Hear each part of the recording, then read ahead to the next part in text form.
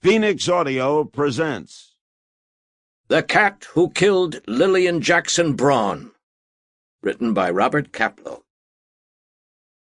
The Cat Who Killed Lilian Jackson Braun is a work of fiction. Although it is set against a background of real persons and places, those persons and places have been reimagined in the storytelling.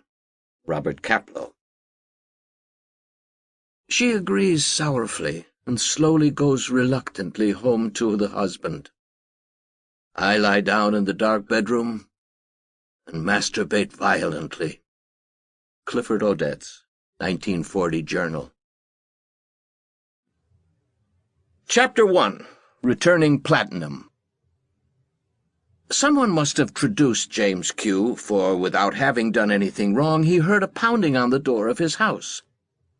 The veteran children's book writer, with worldwide experience, pulled a robe over his 6'2", 50-ish, heavy-set, graying-haired, mournful-eyed, and luxuriantly mustached frame.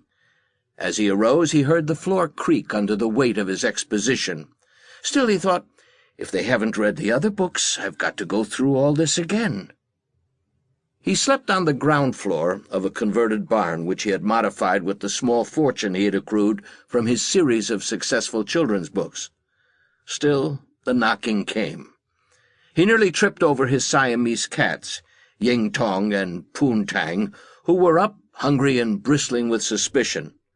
Ying-Ton was the amiable little female with a penchant for listening to old recordings of the Goon Show. Poon-Tang, the male, uttered a piercing but ambiguous "Yo!" He could make out two male voices beyond the door. "Mr. Qafka! Mr. James Qafka! Are you there?" He opened the door to see the two men, nearly identical in close-fitting black suits.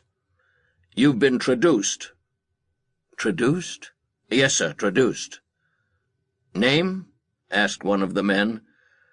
"James McIntosh Qafka. Sir, you've been traduced."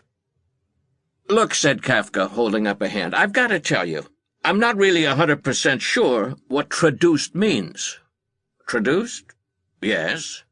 The men looked at each other. They looked at the piece of paper they held. One whispered something to the other. "We'll be right back," one said. "Yes, we'll be back." They quickly headed to the unmarked car which stood parked in the driveway. One of them muttered, "I told you to fucking look it up." A copy of the New York Times and the Daily News lay in the blue and yellow plastic bags in the driveway. Qafka brought the papers in the house as the phone was ringing. He ignored the phone, letting the... Sample complete. Ready to continue?